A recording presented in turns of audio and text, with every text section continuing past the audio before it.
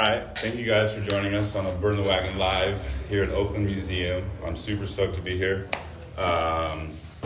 This is the second live that we've done, and this is Burn the Wagon is the wagon to burn down patriarchy, capitalism, and colonialism. So us having this conversation is burning those shits to the ground. And so first off, before I get any further and introduce my guest, I just want to do a little prayer with us, and so we can go ahead and send love to anybody out there suffering from domestic violence issues. I want to send love to anybody that's suffering from homelessness issues. I want to send love to anybody that's suffering from mental health issues. I want to send love to our ancestors that have passed on to the spirit realm. I want to send love to our relatives over in Hawaii suffering from those fires. And lastly, I want to send love to our precious Mother Earth. And where we stand today is the Shonaloni territory. Exactly. So we always want to send love to where we're at and let people know what we're doing and who we're amplifying, and that's the voices of our ancestors. So my guest today is the homie Vic, and I'm just going to go ahead and give yourself an intro and kind of let people know who you are, where you're from, and what you're about. All right. Well, thanks first and foremost for having me here on the podcast. I'm excited. I know we've been trying to connect for a while now. But yeah, I'm Victor. I'm born and raised here on the traditional homelands of the Shonaloni, in the village of Huchon, East Oakland, Fruitvale. So other than me, I'm just a traveler inhabiting this body.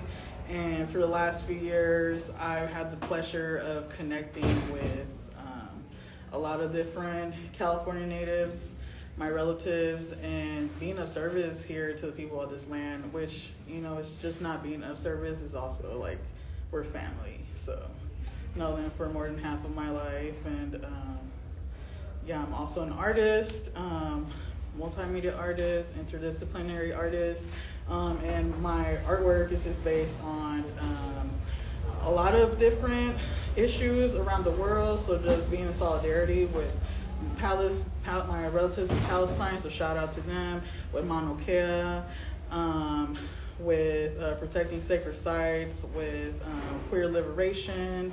So anything that we could rebel against and stand up for, I'm there. I'm with it. That's what Burn the Wagon's for. You know what I mean? I'm with it. So you say you're a traveler, and we were trying to connect for a while, and you were out in Mexico. So let's speak on that, on how it was being in your ancestors' land, and what that experience was like, going to like the pyramids and stuff. Yeah, so my people are Yoeme from Texas band, and also Mexica Nahua from Central Mexico, Cuautla, Morelos, and also from the León, Guanajuato area, so Chichimeca lands. So I've been wanting to go on this trip for like more than half of my life, but I just really didn't feel prepared. So before I left what I know as home, which is here in Oakland and Huchon, a lot of my relatives held ceremonies so I could be protected to go down there, because a lot of the things that I knew that I was going to experience was going to be a lot of stories, good ones and bad ones. I knew I was going to flow through different emotions, and first off, it was just breathtaking to be there, to be able to visit where I'm from in Cuautla, and just to know that it's surrounded by all of these temples, all these pyramids, and all these places where my ancestors prayed to all the elements, to the sky, to the water, to the earth. And I wanted to go down there so I could reintroduce myself to our waterways, so I could reintroduce myself to our volcano, which is the Popocatépetl. And I learned all of those ways through being in relationship with California natives. So shout out to them.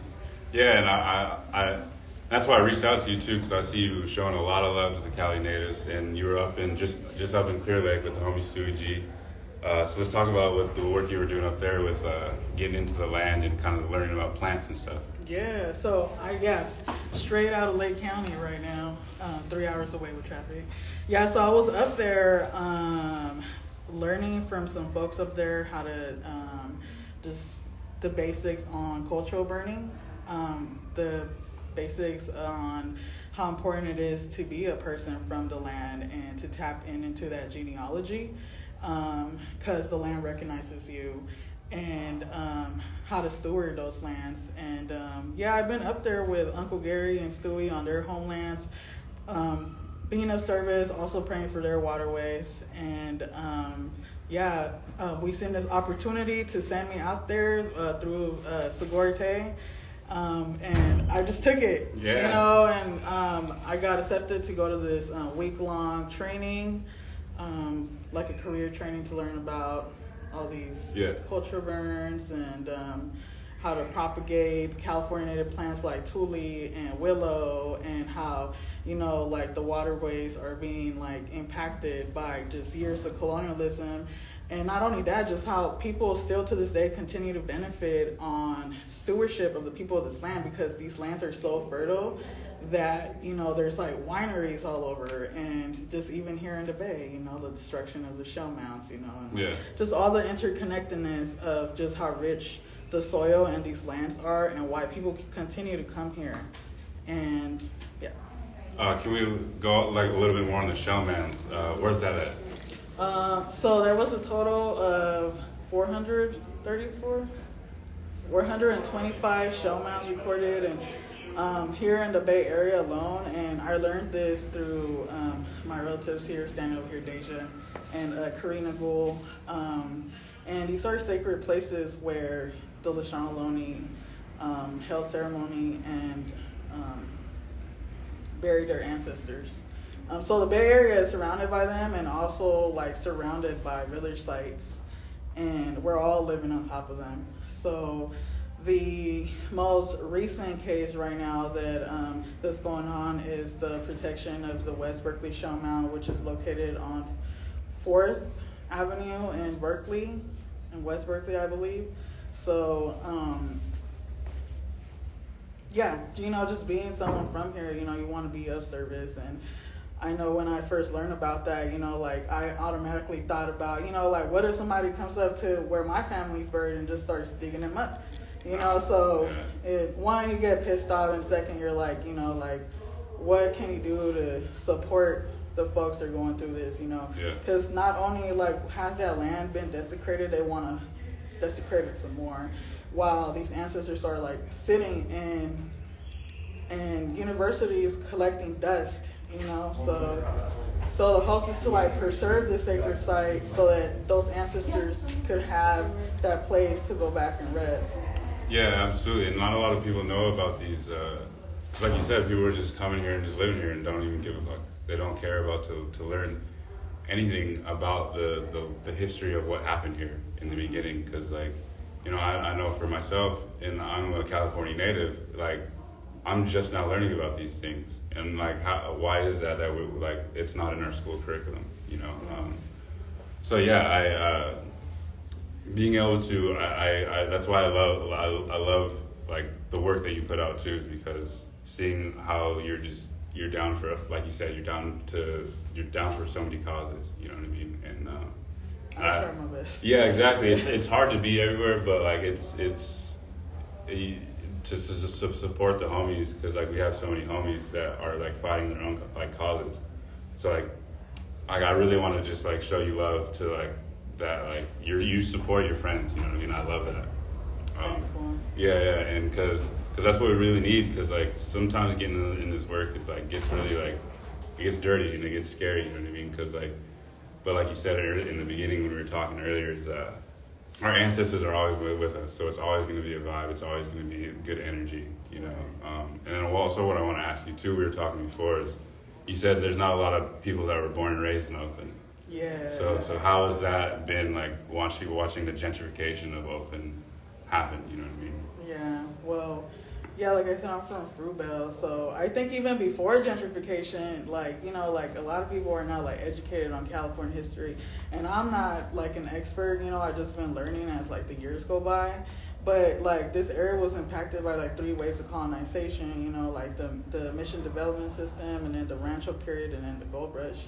And so the way that I look at gentrification is like modern day colonialism, because like for all the folks that have been brought here or have like came and relocated here, like in the Bay Area, like we're all being pushed out by like, you know, like the techies, you know, and like prices of the rents going up, you know, and all of these like high rises like being built, you know, and it's like there's people that are like on the street, they're like actually like from Oakland, you know, like a lot of black folks, a lot of people of color, you know, and so yeah, it is very impactful, you know, like it first started from what I recall with like the Fruit Bell like BART station, like the Fruit Bell station, and like as soon as you start seeing like some buildings, coffee shops, and like the streets, all those islands on the street, you know, like it's a wrap. And once like, you see a coffee shop, yeah, it's like that coffee shop ain't there for me, you know. So yeah, it has been really impactful because so many of my family members have been pushed out, you know, like because rent is like skyrocketing, you know, and I mean there's more things that play into gentrification, but one, it pisses me off, you know, but I just try to, yeah, I think for me, like, you know, we could only focus on one thing, and like for me, one of the things that I've been able to like support with has been like supporting like the people from this land with the land back movement, you know, and like we can't solve everything, but we could like play a part and just continue to pave the way for the next generation. And I think that's like my contribution is like doing like community outreach and like talking to people, not only like a specific time, it's like a lifestyle. Like, you know, I want to talk about like the people of this land, you know, because like I have a lot of pride being from like Oakland, from East Oakland, but it's a different kind of pride when I'm just like, yeah, like, you know, like people from this land are not just like my homies, they're my family. And all up and down, like what you would call the Golden State, which I call the Salmon State, like, yeah, I'm being in solidarity with those people as well, you know. So it's like speaking on it. Yeah, absolutely. You mentioned salmon. I definitely want to talk about the salmon run and that movement going on. So, because that's a big movement too. Because I love all like I want to be a part of it one day. So let's talk about like the beginning to the end, how that was. Oh, the Run for Salmon, the 400-mile prayer journey. It's a mission. Which it's a prayer journey led by indigenous women leaders, starting with Chief Callie Sisk, and it comes all the way down to Sigorte and so-called Vallejo. So I think in like 2019, you know, like Deja here, we're gonna go to the Run for Salmon, and like at first I didn't really know like, you know, what the depth and like the seriousness of like salmon health and like the waterway. So just being a part of that prayer journey like has changed my life completely. But yeah, we straight out of Mexico like went into the salmon run this year. It was a whole month. And that's where I met a lot of folks. There's actually a lot of folks that I have like made deep connections with. I met them through like that prayer journey. So shout out to the salmon and the waterways for bringing us together. But yeah, the efforts is for the salmon health and to bring those salmon back to their traditional waterways.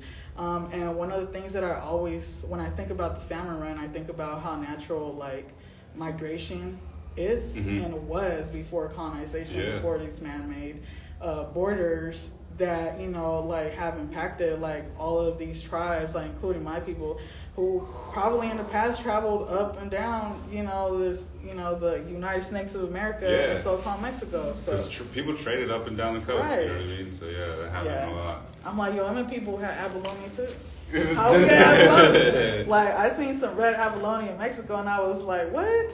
Some Indian diamonds. Yeah, some Indian diamonds. But yeah, so you mentioned Security Land Trust. You guys are doing work. So definitely want to talk about some of the work that you do with them. And where is, like, technically, because you said it's in Security. So is that an area?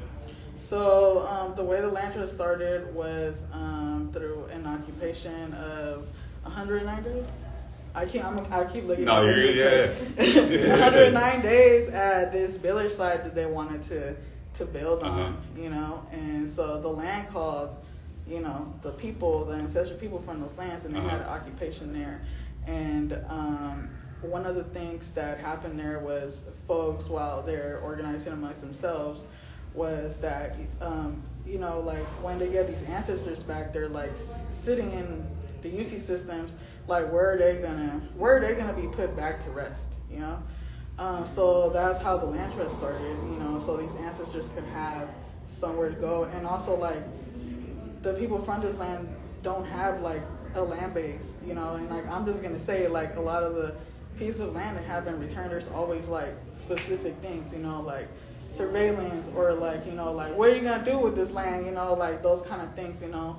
So yeah, so then the land trust started, and Karina always says that it was a boys club, so they started the first indigenous woman-led land trust, and in 2017 yeah, Karina and Deja were like, yo, like, you know, be part of this dream, like come dream with us. And I didn't really know what I was like getting myself into. All I knew is that at that moment, like it felt like it was a thing that it just felt like so aligned with how my life was going at that moment. And it was a month after that, or maybe a couple weeks after that, I was putting my hands in the soil in like deep East Oakland, without having any kind of knowledge about anything, you know. And so yeah, that's how it started. I was getting a couple plants and putting them in the ground, and learning about these like traditional medicinal plants, and like advocating for them, and like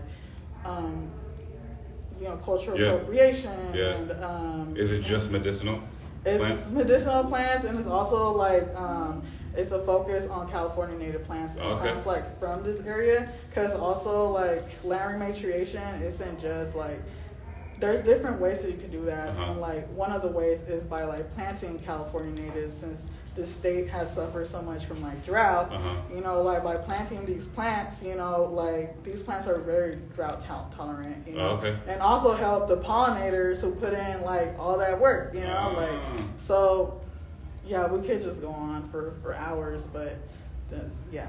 That's cool. And is it like, did you guys go out there and try to find like pre-colonial plants?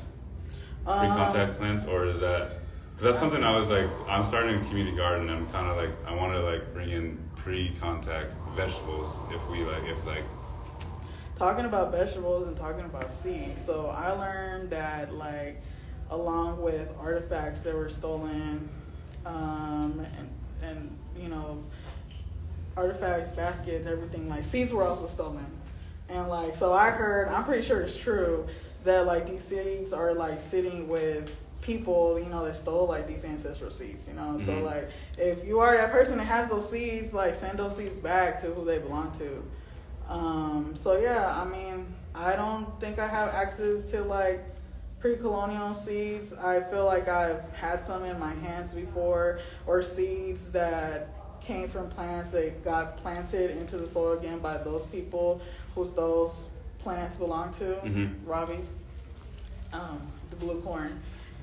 So yeah, so I guess I could count as pre-colonial seeds. Blue corn, that's what's up. I don't think I've ever had blue corn. I'll get you some plants. Okay.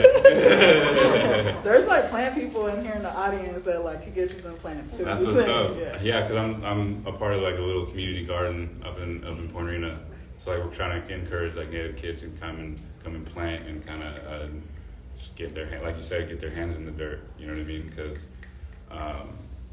a lot of our kids, in at least on the res, don't really have access to like growing food and access to you know, plants and stuff like that. So it's like, I think it's like really important for us to have food sovereignty.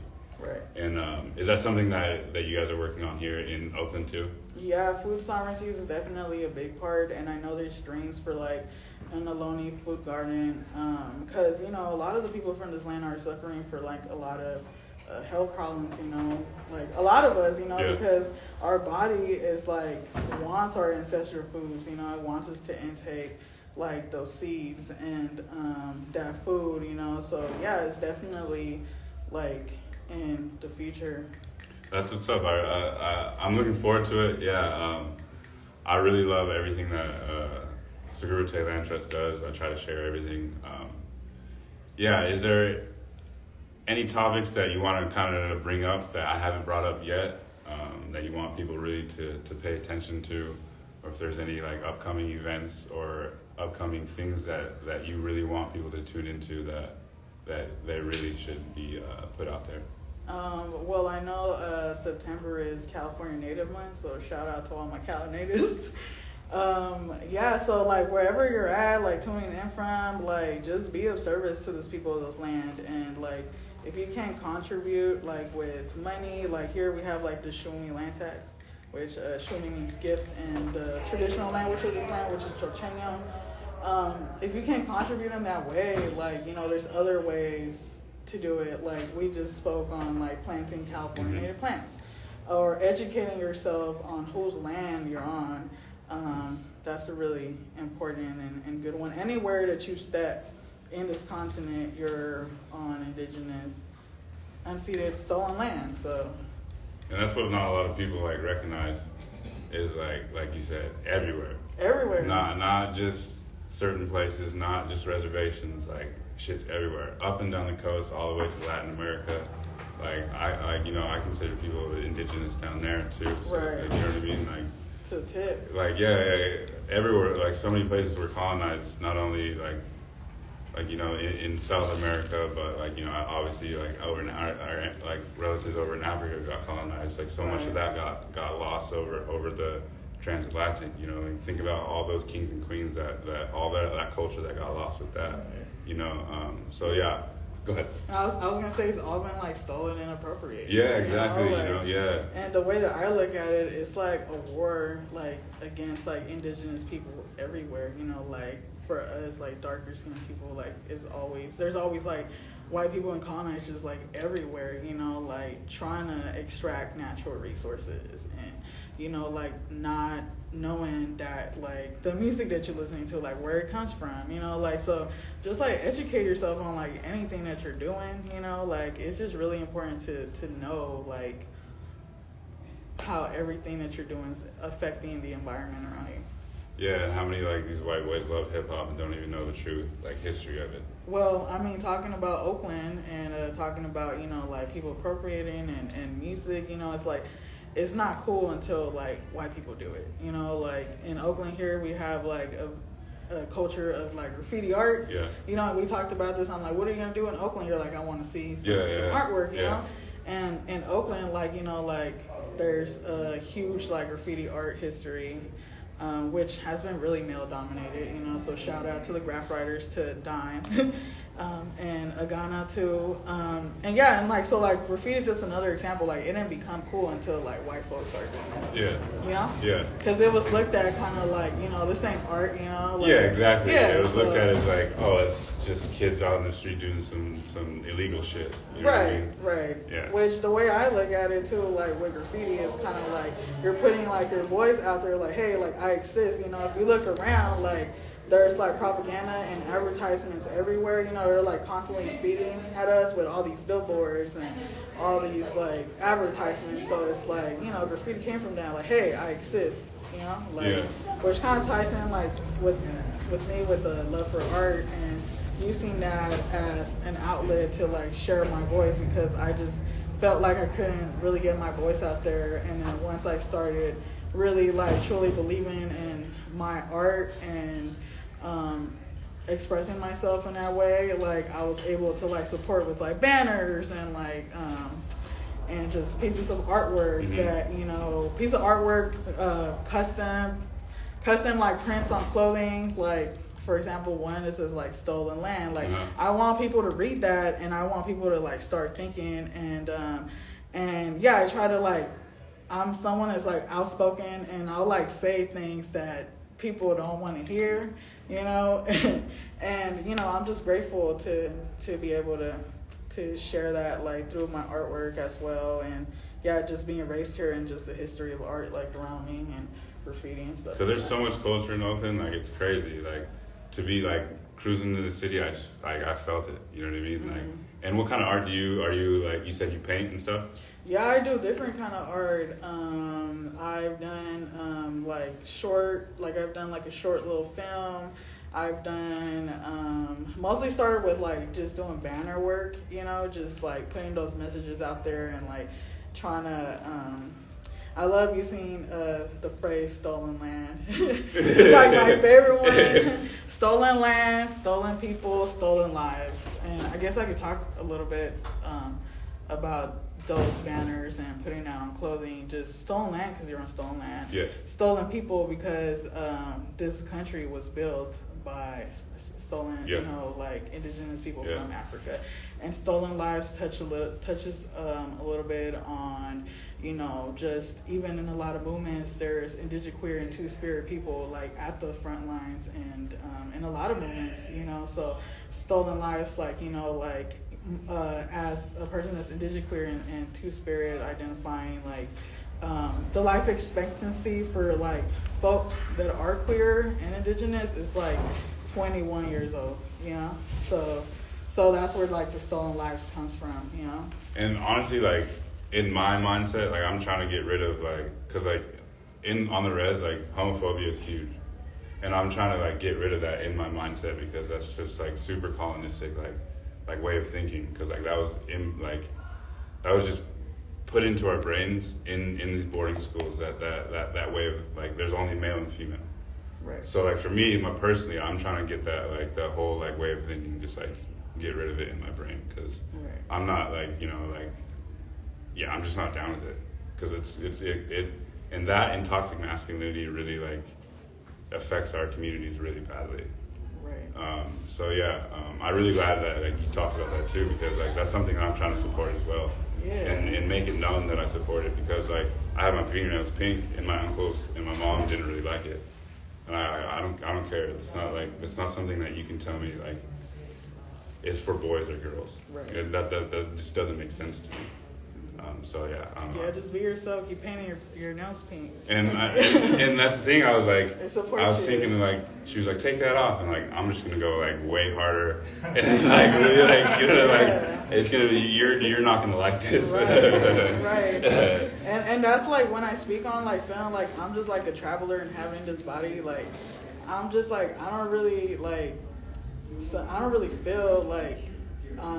Obviously by default, people would just look at me and just think like I'm female, I'm femme, mm-hmm. But like internally and in times that, just beautiful moments and feelings and experiences that I had, I just feel like I'm genderless a lot of the times, and I'm able to like, fluctuate through that and navigate the world in that way. I know it's like very violent out there, and like there is a lot of homophobia that has been passed down because of colonization, and there's like still there's so much work that needs to be like done, like with that, and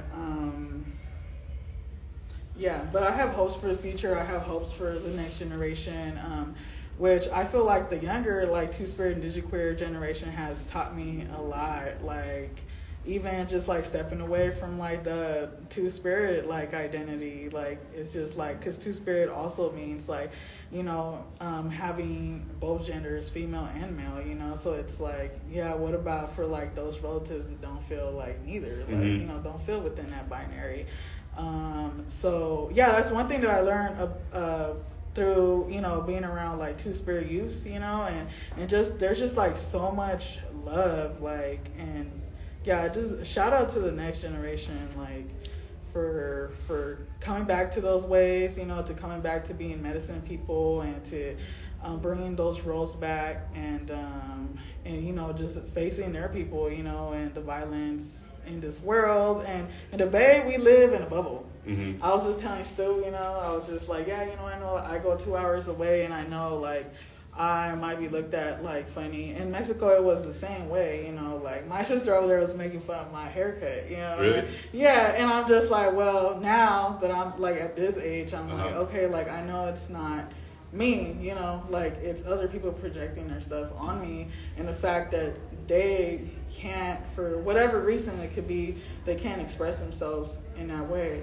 so I try not to feel angry like towards those people I did in the past, but it's all a practice, just flowing through those emotions and just staying true to yourself, like.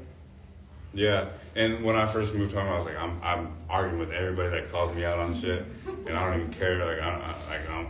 And like now I'm like I gotta pick my battles because like Yeah, you gotta pick and it's choose like, your battles. Yeah. so Can many, I see your nails? Yeah. Those are cute. Yeah. So many people are out there just like so many of my uncles like and they like want to rip out my earrings because I wear earrings. I'm like your opinion doesn't matter because you were raised in that, and it sucks because they're stuck in that. They're raised in that time period of like men have to be men and don't have to speak about their feelings, don't have to speak about anything, and mental health is you're mentally weak. So it's like really like unfortunate that like they're not able to like express, like you said, express themselves. Right, and like patriarchy, you know, like it has done so much damage, you know, and it continues to like do damage. And even through like the Run for Salmon is like women led, you know, Segorte is woman led, you know, like even yesterday, like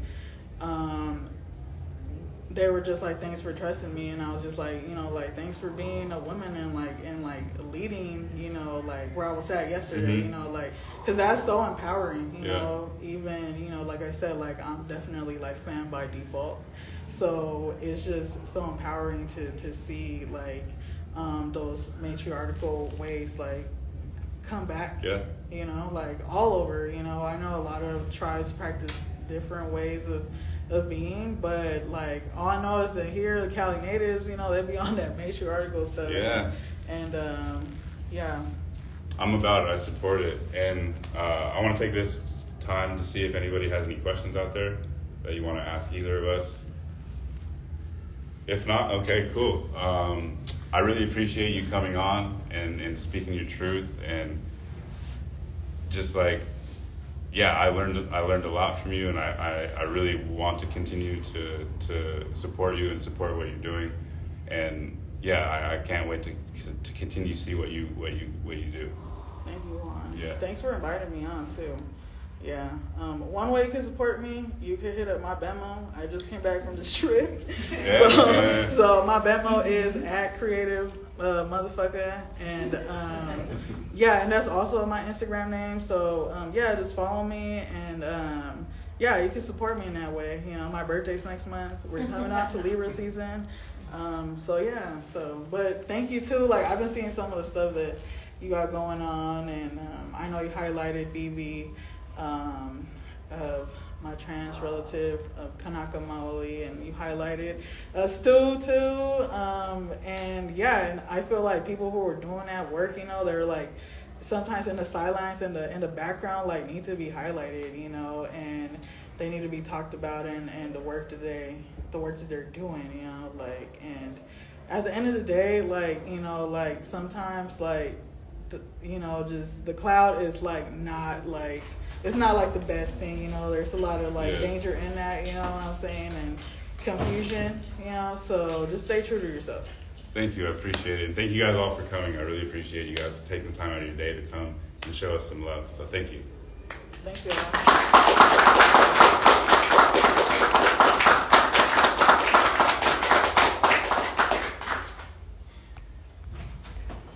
We're still live?